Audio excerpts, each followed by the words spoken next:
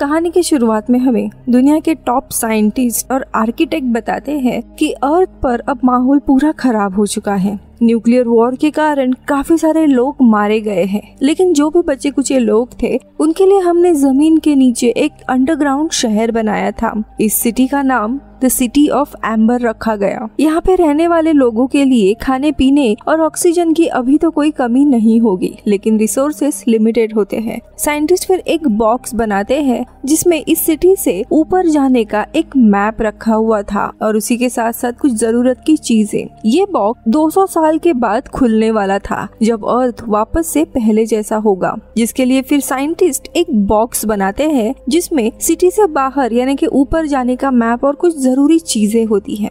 ये बॉक्स 200 साल के बाद खुलने वाला था, जब अर्थ वापस पहले जैसा हो जाएगा, और तब ये लोग इस शहर को छोड़कर ऊपर जाकर रह सकते थे। फिर ये बॉक्स सिटी के मेन मेयर को सौंपा जाता है ताकि वो अगले मेयर को वो इंस्ट्रक्शन दे दे। अब वक्त गुजरते जाता है, साथ ही साथ नए आने वाले मेयर्स को वो बॉक्स दिया जाता है। काफी सालों तक ऐसे ही चलते जाता है, लेकिन एक मेयर की अचानक से मौत हो जाती है और वो बॉक्स का सीक्रेट उसी के साथ कहीं पे खो जाता है। कई साल बीतने के बाद जब 200 साल पूरे होते हैं तब वो बॉक्स अपने आप खुल जाता है, लेकिन सब लोग अब तक उस बॉक्स के बारे में भूल गए थे। अब हमें एम्बर इस शहर को दिखाया जाता है। अब धीरे धीरे लोगों के पास खाने पीने की कमी होने लगती है। वही शहर एक बहुत ही बड़े जनरेटर पर चलता था, लेकिन अब उसकी कैपेसिटी खराब हो गई थी और वो कई बार बंद पड़ता था।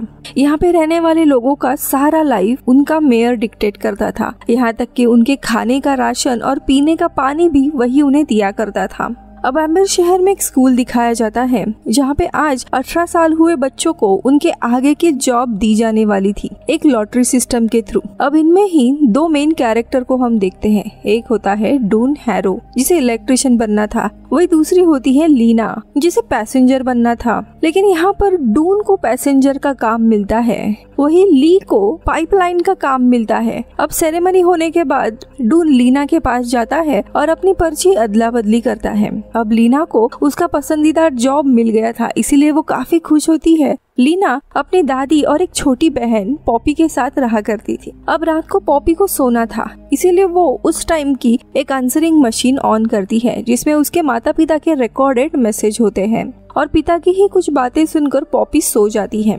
अगले दिन वो काम पर जाती है, उसे पहला ही मैसेज डिलीवर करने के लिए देता है जो उसे उसके ही आंटी को डिलीवर करना था। उसकी आंटी शहर के बाहर एक ग्रीन हाउस चलाती थी। अब वो मैसेज उसे दे ही रही थी कि तभी घर के बाहर हंगामा होता है। एक आदमी शहर के डार्क साइड में गया था और वहाँ पर उसने किसी बड़े से क्रीचर को देखा था, लेकिन जब पुलिस आते हैं तब उसे पकड़ लेते हैं क्योंकि वो रिस्ट्रिक्टेड एरिया में गया था और किसी को भी उसकी बातों पर यकीन नहीं होता। लेकिन यहाँ पर लीना को उसी आदमी के थ्रू उस क्रीचर का कुछ चीज मिलती है और वो चीज उठा लेती है। डून भी अपने काम पर आता है जहाँ पे उसका बॉस सली पुराने वर्कर का एक हेलमेट वगैरह उसे दे देता है और उस पर उसे अपना नाम लिखने के लिए कहता है। यहाँ काम करते हुए उसे रियलाइज होता है कि शहर की हालत बहुत ही ज्यादा खराब है। वही डून सली से काफी ज्यादा सवाल पूछने लगता है कि हर एक टनल कहाँ से कहाँ जाता है, जिससे सली परेशान हो जाता है।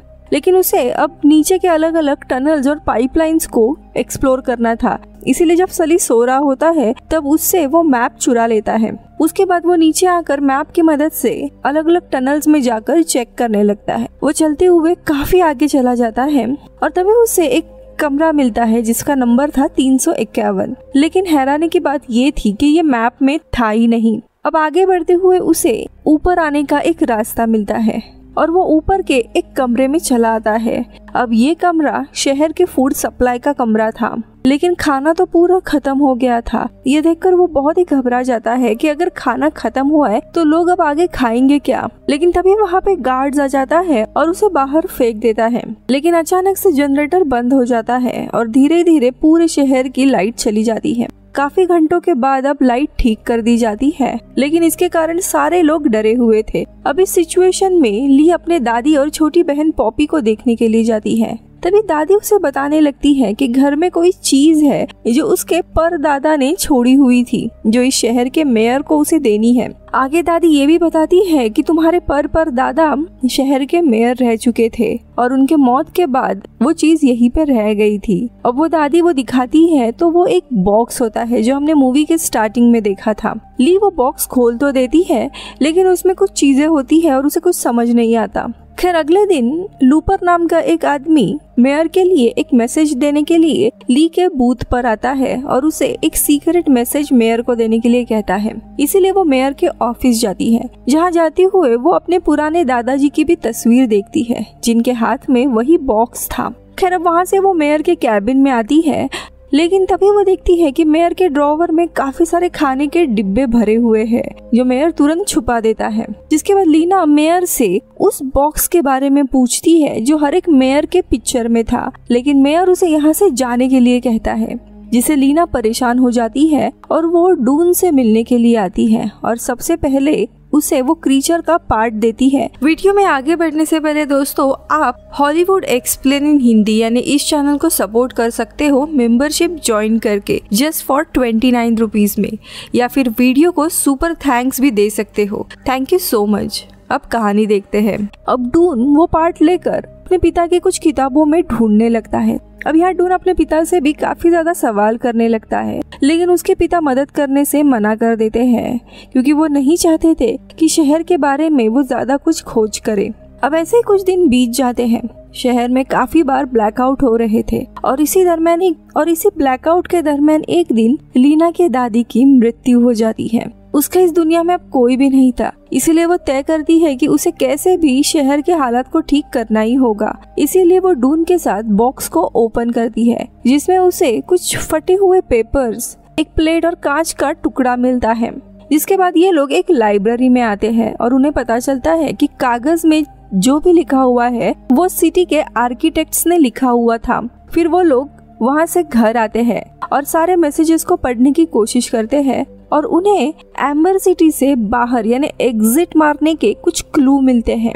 अब डून को लगता है कि इसका राज जरूर उस 351 रूम में ही होगा, क्योंकि वो रूम किसी भी मैप में नहीं दिखाई दे रहा है। इसीलिए उसी रात वो रूम खोलने के लिए चले जाते हैं, लेकिन तभी वो देखते हैं कि सामने के ही टनल से 2 आदमी भाग रहे थे। उनके जाने के बाद वहाँ पे एक बड़ा सा क्रीचर उन 2 आदमियों का पीछा करते हुए आता है। खैर अब वो लोग उस क्रीचर का पीछा करते हैं, लेकिन वो क्रीचर इन्हें देख लेता है और इनके पीछे आने लगता है। इसीलिए भागते हुए वो लोग उसी खाने के स्टोर रूम में चले जाते हैं जहाँ पे पहले डून गया था। अब लीना का बॉक्स दूसरी तरफ गिर गया होता है, इसीलिए वो लेने के लिए जाती है, लेकिन तभी दूसरी तरफ से वो क्रीचर भी अपने टेंटिकल्स निकालकर उस बॉक्स को खींचने लगता है। लेकिन तभी डून पीछे से उस क्रीचर के ऊपर कुछ गिरा देता है और उसे ट्रैप करता है।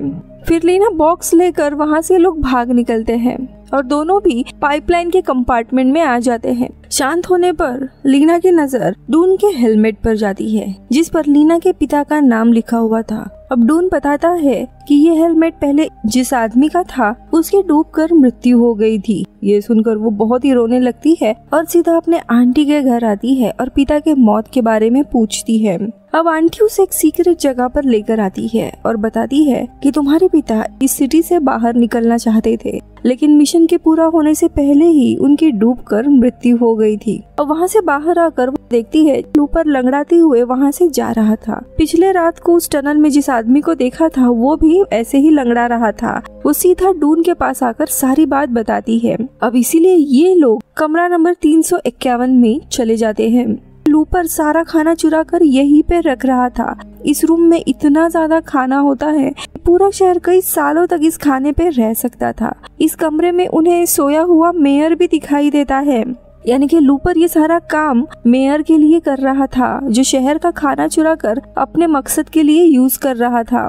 अब ये लोग वहाँ से घर आते हैं, जहाँ पे लीना अपने पिता का वो पुराने मैसेज सुनाने लगती है, जिसमें डून सुनता है कि उसके पिता का भी मैसेज था। इसीलिए वो तुरंत अपने पिता से जाकर मिलता है और पूछता है कि आप भी उन्हीं के साथ बाहर जाने का रास्ता ढूंढ रहे थे, है ना। अब उसके पिता बताते हैं हम लोग सीक्रेटली बाहर जाने का रास्ता भी ढूंढ रहे थे, पर हमारा मिशन कामयाब नहीं हुआ।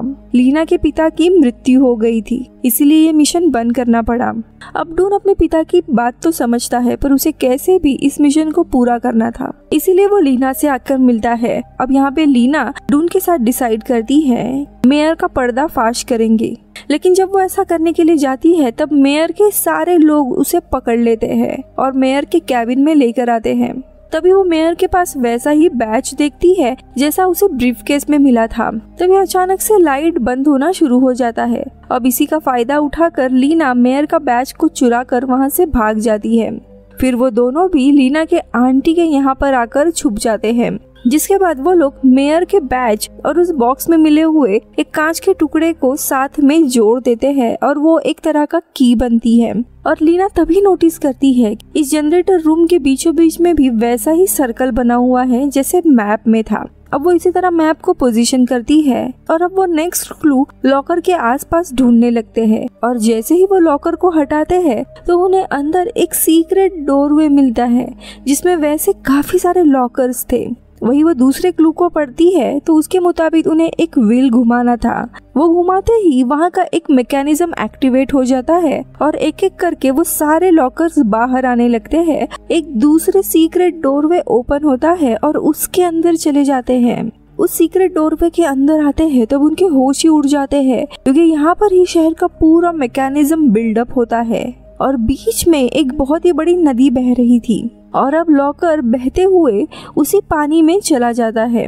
और यहाँ इन्हें समझ आता है कि वो लॉकर नहीं है बल्कि एक बोट है, जिसमें बैठकर लोगों को यहाँ से बाहर जाने का रास्ता मिलेगा।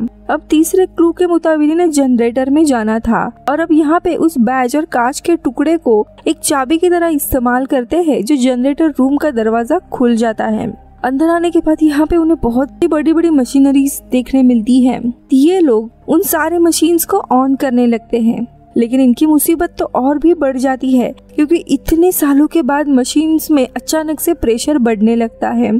शहर में हम देखते हैं इतना ज्यादा प्रेशर बढ़ने के कारण लाइट्स बहुत ही ज्यादा तेज होने लगती है कि बल्ब्स तो टूट जाते ही है, लेकिन पाइप्स भी टूटने लगते हैं, जिसके कारण शहर में जो फाउंटेन होता है उसमें से पानी निकलने लगता है। अब ये देखकर मेयर को लगता है कि आज ही शहर पानी में डूबने वाला है, इसीलिए वो खुद को सेफ रखने के लिए अपने रूम में जाकर छुपता है। लेकिन वही क्रीचर आकर मेयर पर हमला करके उसे मार देता है। यहाँ पर पानी का प्रेशर बहुत ही बढ़ते जा रहा था, जिससे पूरा शहर पानी में डूब सकता था। ये लोग उस मशीन को ठीक करने की कोशिश करते हैं, लेकिन कुछ भी काम नहीं करता। तभी डून देखता है कि नीचे सली उस मशीन को ठीक करने के लिए आ रहा है, जो देखकर डून भी नीचे जाता है। तब सली बताता है कि पानी के प्रेशर को रोकने के लिए इस मशीन के लीवर को पकड़ना होगा। अब ये काम वैसे तो खतरनाक था, लेकिन अब सली के काफी समझाने के बाद ना चाहते हुए भी डून सली को बाय बोलकर लीना और पॉपी के साथ नीचे आता है। यहाँ पे ये लोग एक बोट में बैठ जाते हैं। अब पानी का प्रेशर वैसे तो ज्यादा था, इसी के कारण इनकी बोट उस बड़े से व्हील के ऊपर से चली जाती है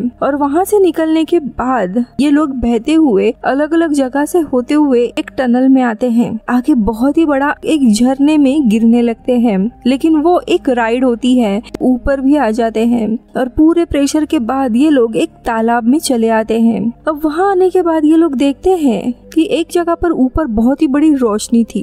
अब उन सीढ़ियों से चलते हुए ये लोग एक रूम में आ पहुँचते हैं, जहाँ पर फाइनली अर्थ का गेट होता है और ये लोग बाहर आते हैं। बाहर साफ हवा चल रही थी, लेकिन अभी रात होने के कारण उन्हें लगता है कि ऊपर भी पूरा अंधेरा ही है, इसीलिए लीना मायूस हो जाती है। लेकिन थोड़ी समय के बाद सूरज निकलता है और वैसे ही इनके आंखों में भी चमक आ जाती है। वो लोग बहुत ही खुश थे।